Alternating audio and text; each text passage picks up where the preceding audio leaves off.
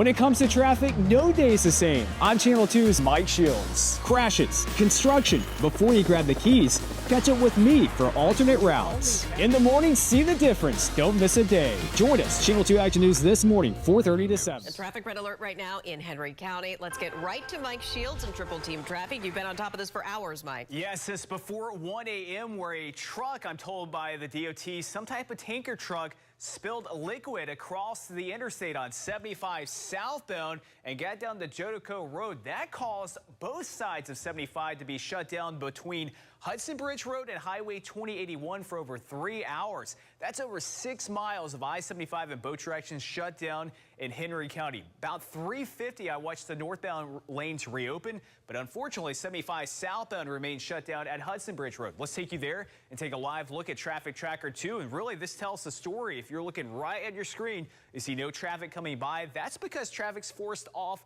onto Hudson Bridge Road as traffic's still being diverted. The DOT within the last 30 minutes told me that they're in the middle of washing down the road and trying to clean this up, this hazmat spill, but no timetable when lanes will reopen. And this is what is already done to the early ride 75 southbound, leaving 675 just trying to get down to Hudson Bridge Road. So this is your commute.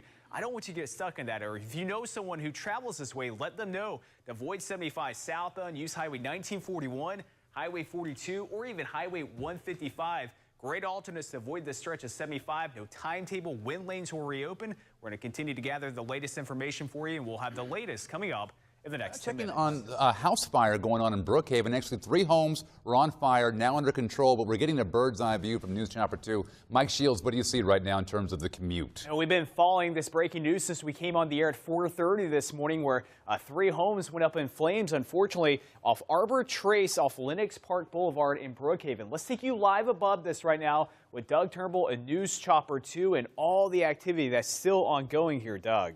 This scene is going to stay like this for quite a while here. You can take a look out of the captain cam and see the houses damaged. 3 of them caught fire the last couple of hours, and the cab fire is still putting them out here at Arbor Trace off of Lenox Park Boulevard in Brookhaven. Mike? Now, this is mostly contained to a neighborhood there, but we have seen a couple westbound lanes impacted at times off Lenox Park Boulevard. So if you want wide ways around this, if this is your morning commute, you can take North Druid Hills Road or Roxborough Road as alternates through Brookhaven. We'll have more updates on the roadways, though, coming up in the next few minutes. I thank you very much. And taking you to that breaking news, Mike was just talking about 3 homes erupted in flames in Brookhaven just after 3 o'clock this morning. And take a look right here at the video of the massive.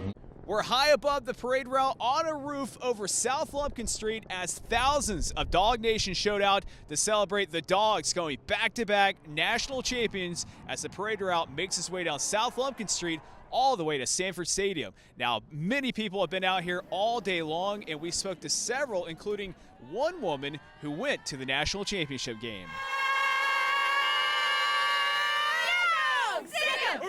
Last year I almost had a heart attack because we were playing Alabama and I thought we were going to lose, and so at the end of the game I was like emotionally drained. This year it was so much more fun because we were winning and we could relax and we could celebrate. Quite a scene on a beautiful day here in Athens, Georgia, as thousands will never forget this day as we celebrate the Dogs winning back-to-back national championships. In Athens, I'm Mike Shields, Channel 2 Action News.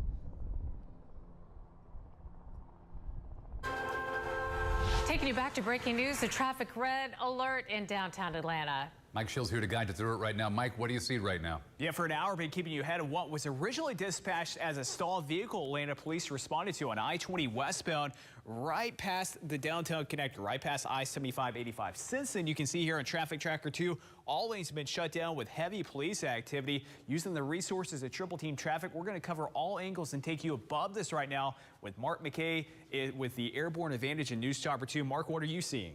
Turn on the captain cam. All lanes shut down. I-20 westbound, west of the downtown connector. APD not letting anybody by, causing big delays now in the heart of the city, Mike. Not only impacting I-20, making your way out of East Atlanta into West Atlanta, but impacting the downtown connector in both directions, trying to get past I-20. If you're in downtown, options for you to avoid this is MLK Jr. Drive, Joseph E. Boone Boulevard, or Hollowell Parkway, or you can take wider ways around this before even coming into the city and use I-285, either the north or south side perimeters. We reached out to Atlanta police trying to gather more information about what's going on here, but no timetable when lanes will reopen. Of course, we're going to keep watching this closely. We'll have another update coming up in the next few minutes. Breaking news, a traffic red alert in DeKalb County. Mike Shields here to guide you through it right now. Triple Team Traffic. Mike, have things improved even a little bit since our last time we talked to you? Unfortunately not. Since 5:50 this morning, that's when I first showed you this crash involving a truck on its side.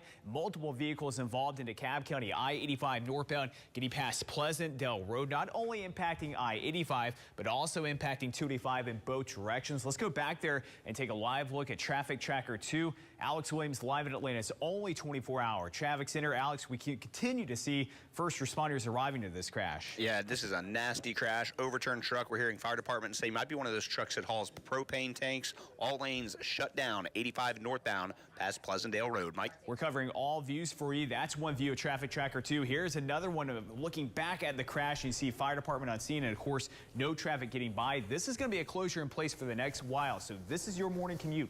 Plan ahead. I urge you to use Buford Highway or Peachtree Industrial Boulevard. That's going to save you a lot of time as I-85 is backing up. Also 285 getting past I-85 in Spaghetti Junction. We're going to stay on top of this for you, gather more information from police. Mark McKay's News Chopper 2 headed to the crash, and we'll have another update coming up in the next few minutes.